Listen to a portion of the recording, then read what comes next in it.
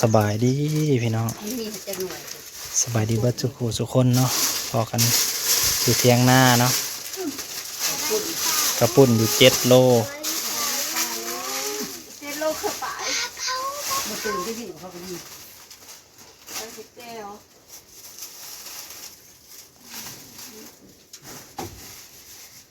ถ้าเอาไปแช่น้ำไว้ใช่แช่น้ำตาลใหญ่เลยวิ่งประเทศอันนี้มันอะไรด้วยนี่ใช่ไหมนี่ข้ามเป็นจับเลยอารามนั่นเลยปาดคนกันเมนูกับเหมียงปลาเผาให้น้องเลยปลากับโบราณโลดอกปลากับประมาณ6 โลปลายเวลาฮาร์ตี้เจอแล้วเจอไว้อุ้ยแคนซีมันอะไรด้วยเกลือไว้ยันบุพอกินเตาใหญ่เรียกว่า2 โมงปลายก็เริ่มย่างแล้ว3 โมงซะ3 โมงเริ่มย่าง2 โมงไม่ทำได้แล้วตรงนี้แบบนี้เนาะเปล่าเค้กก็4 โมงแรงเจ้าของวันเกิดกันนอนเลยนอนแล้วรับปึกปุ้ยเลยปีแล้ว2 ปีเลยเด้อก็ขอบคุณป้าแพนน้ำเนาะเพิ่นฝากเงินมาให้ท่านว่าน้อย1,000 บาทให้วันเกิดเพิ่นขอบคุณป้าแพนหลายๆเด้อแล้วก็ฝากให้น้องเนย100น้องอาซา100น้องนัด100ทำมาหน่อยเจ้าของวันเกิดคนได้1,000 บาทแต่บ่ให้ใส่ได้เราเอาให้เก็บไว้ท่านว่าน้อยฝากมาให้ไว้ให้ขอบคุณป้าแพนหลายๆเนาะถ้านอนลุกมาถ้านอนสีอะไรก็สีบอลรวมทำมาหน่อยตีนจนในกายออกไปนอกถ้าคนเราเป็นตาแทงอันนี้เต้นเค้กใส่เค้กพวกมันอันนี้ก็คอยไปเบิ่งไปเป่าเบิ่งว่ามันสิออกมาแบบใดเป็น E B C D นะมันจะเป็นแบบนี้แหละนี่แบบนี้ก็มี B C D E E R M R ปุ้น7 กิโลปลา6 โลปลายกินสำเร็จแล้วพี่น้องเอ้ยก็ขอบคุณแม่ขอบคุณคุณยายเนาะคนที่เป็นฝากเงินมาให้ซื้อเนื้ออยู่เนื้อกินนี่แหละมาจัดวันเกิดให้ท่านว่าน้อยคุณยายให้คุณยายอยู่ดีไม่แห้งขอบคุณละลายเป็นปลาเพียงว่าปลาเอากระสอบไปใส่เอาเพราะว่ายันมันทงย่างขาดตก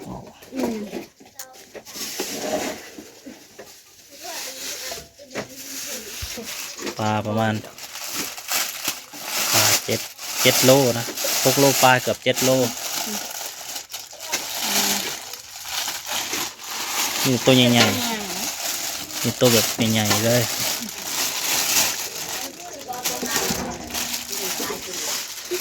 ตัวห้ามมันบ่มี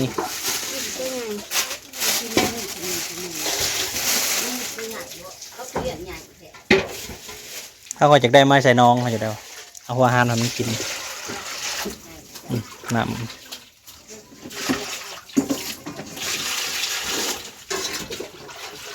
เตรียมไปน้องเลยล้างผักล้างยังไว้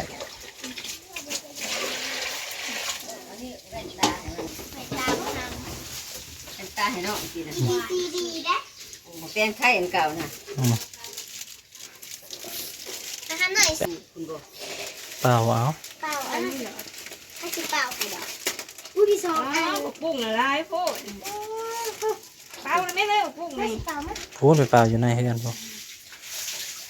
เปล่าหอยให้เพิ่นสัก2 หน่วยโอ้ยมันแตกด้วยกุหลาบนี่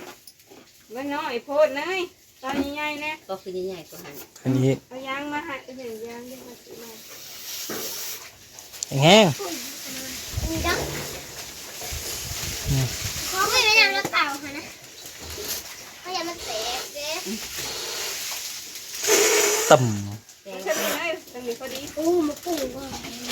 เดี๋ยวมันแตกหน่อยอันนี้ก็จะเป็นอันนี้กระเป๋าปะ แล้วก็ติดผ้าได้เนาะติดใส่ผ้าได้เนาะ คือยางเนี่ยตัวใบใส่อะไร เห็ดเนี่ยพวกอันนี้นะ นี่นะชาเป่าตัวกันแล้วไปแต่งข้าวหอยไว้ในพานนี่เออ เอาอีกไปเลยว่ะ ไปเป่าอีผุนแล้วในเฮือนผุนอันนี้ไว้เป็นกาวอันนี้กาว2 หนาที่ เป็นกาวมึง เขาได้เฮือนค่ะกระเป๋าอยู่ในเฮือนแล้ว อุ้ยยังบ้าอันนี้น่ะ เออ เยอะหน่อยปุ้งปุ้ง ใส่หลอดเปล่าคุณเนยบ่แม่นสิไปเปล่านั่นนั่น ใส่หลอดด้วยจ้ะ ซุปเขา เออไปในเพิ่นไปในเพิ่นใส่ตามหูมันเถอะ ท่านว่าเด้มีคนนึงวิ่งกัน อันว่าเรามีเดี๋ยวมีหน่อยเวลามี ท่านว่าหน่อย บ่มีนะ มีท่านว่าสอง I love you I love you เพิ่นสิมา2มา3เลยซะ สองเลย อยากไปเที่ยว ก็ไม่อยากเสาไงเป็นเท่าร วดที่บ้านเนาะเขาขันที่รถ ไปในเพื่อนจ้ะอันนี้ว่าให้เพื่อนแหละ ลมมามันสิพัดไปหั่นติ ผัดไปเนี่ยเอาของเพิ่มมาเอา แต่งตา มีแต่มากุ้ง ไปยางไป กูหายเลย ไปยางไปนั่ง ยังมีพ่อแล้วยังไอ้ก็ว่าทงอยู่นะ เอายาง ไปเข้า เอายางนะ ยัง ห้องเฮาก็ทูอีกครั้งแรกเลยพี่น้องเอ้ยพี่อยู่ในห้องพี่โอ้ยสิเข้าไปยังในเฮือน เตะอันนี้ เป่า ชุดใหญ่เลยด้วยจ้ะเป่าชุดใหญ่ มาจัดมาได้ มันไหนซะมันหนีไม่หนีมัน อันนี้คือหยังอาซาเอามาดูอันนี้มันคือหยัง ก่อนมาให้ดูอุ้ย โอ้แม่มันเป็นตัวหนังสือเฮป ตัวหนังสือ Happy Birthday นี่เห็ดตัวสี อ่า ถ้าสีเปล่าใช่หรอมันออกมาให้ไปอุ้ยเห็นอยู่ สองสาวก็สิบ่เคยเห็นจักเถื่อทุกคนก็พักกันตื่นเต้น อุ้ยอันนี้5 หลอดก่อนนาทีหลอดด้วยค่ะมันจะเป็นเสียงเดี๋ยวไปนี่เป็นหัวเห็ดอันนี้ อันนี้ย่อยมันอันนี้ นี่ เออหนูมีหลอดบ่หลอดมาดู นี่ลงนี่หรออุ้ยเดี๋ยว แล้วหลอดนมแปะ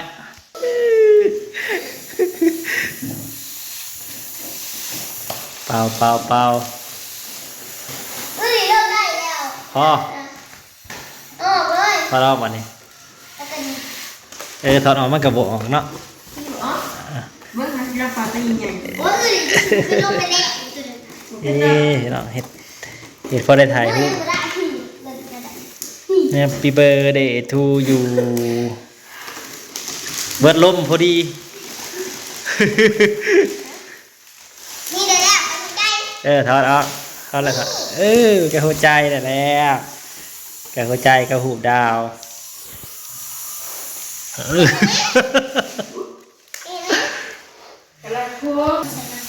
ได้แล้วน้องหลีดพอดีเป็นลมเป็นแหล่งพอดี เนี่ยมันกินอะไรอันนี้เลย เด็กๆกำลังจัดให้น้อง ต้องสู้เพื่อน้อง สู้เพื่อน้องถ้าชาติเป่าอันลูกโป่ง เมื่อยก็ว่าบังสูบมาสูบไป บอกว่าสู้กับเขาก็ได้ เนยกำลังเป่าหุบกับหัวใจป่ะลุงเอ้ย เอาไปยัง โอ้เอาวันนี้เป่าทั้งหัวนั่นนะบอกเป่าแยกกัน อุ้ยนี่แค่ ก่อนเว้ยมันจะตายแล้ว นี่เลยอ่ะ เต้แต่หุบกับหัวใจหัวใจ2 อันแล้วป่ะลุงหุบดาวเป่ามีได้แล้ว เป่ามีได้แล้วตัวไง อ๋อแล้ว ตอน ABC มันเรื่องนี้ A นี่ต้องอยู่ มันคือบอกมันก็ซ้ำนั่นเลยมัน ตัวเองสองตัว น่ะนี่เอาไปไหน ก็มี2ตัวแล้วพอมันเป็นตัวสะกดตัว A 2ตัว อ๋ออันนี้เป็นเบอร์เลยนะ เดี๋ยวก็มาเบิ่งตี้ดูนี่นะ1 2คือกันนี่นี่แล้วก็นี่ อันนี้คือที่ร้ายก็ฉันน่ะ เดี๋ยวก็เบิ่ง เอ ตี้ งสามตัว เดี๋ยวก็เบิ่งตี้จะถึงนะ อยากเรียงเหมือนกันนะ ก็ติดใส่ Happy Birthday Happy Birthday นี่นะอันนี้เอียงวะ ตัว Y ว่า งามมากระทุน นั่นน่ะชุด ตึบ ตัวพี่ E B C D นักเคยเรียนลูกนักแข่ง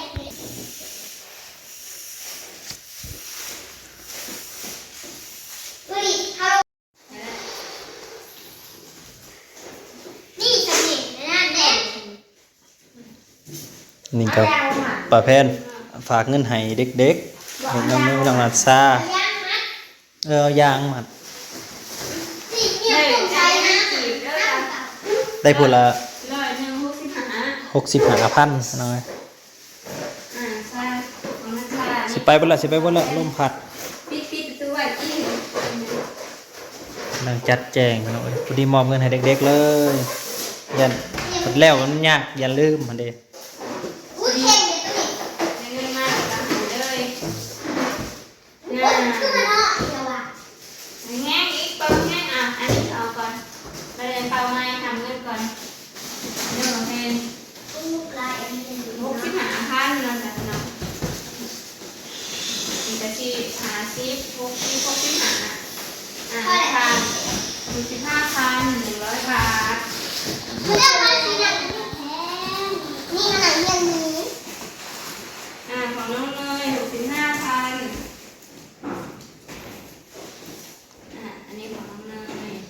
ขอบคุณประเภทอะไรด้วยจ้าก าแฟเด้อตามเงินมาให้เล็กน้อยแล้วก็ทันว่าน้อยเห็นอยู่บ่ เห็น ทันว่าน้อยนั่นเนาะขอบคุณในร้านของปากลำปลาด้วยปลาเก้าถูกไว้แล้ววันที่มันเรียกว่าที่1เนาะไม่ใช่ถอน นี่มันตีเลยขอหนูมีแต่ขอเข้าไปเขาลง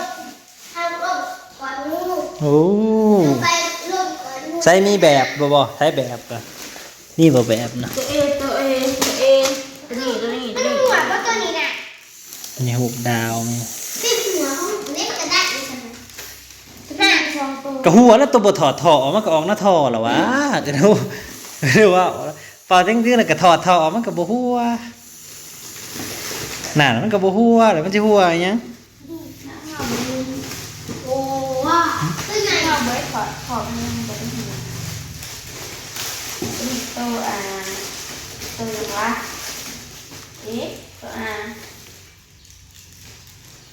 ตัวนี้จะต่อปากเลย ใส่ลมมื้อนี้ใส่ลม เฮ้ยตัวตรงนี้ เด็กๆ ๆเลยเนาะ มีตัวอาวเด้เฮ็ด นี่ตัวแล้วมา น้ำงานน้ำงาน เขาเอายังติดบ่นี่ติดเลยเขาจะเห็นเป็นย่อยบ่เข้าแค้นอันนี้บ่ กาว นั่นแหละ กาวก็มีได้ถุง เนี่ยเสือ นี่ เปล่า นี่ เปล่าด้วยเนี่ย ใส่ท่อคือกันบ่จ๊ะตัวนั้นก็ บ่ใส่ถอดไปเลยบ่ขึ้นหน่อยก็ได้นั่น ขึ้นหน่อยด้วยสัตว์ ไม่ตรงปกเลย อะไรพี่น้องรอตัวไอ ไอ้ รอเบิ่งกันตอนเฮ็ดแล้วเนาะพี่น้องขอบคุณอาดาที่มารับชมขอบคุณเบิร์ดสุขุสุคนพอกันใหม่พี่น้องเอ้ยตอนนี้กำลังมีความตั้งใจเป่าจัดให้น้องอยู่ตอนนี้ ตัวดีดี ตัวดี ยุ่งกับเซลอยู่มาจะได้อีกแล้ว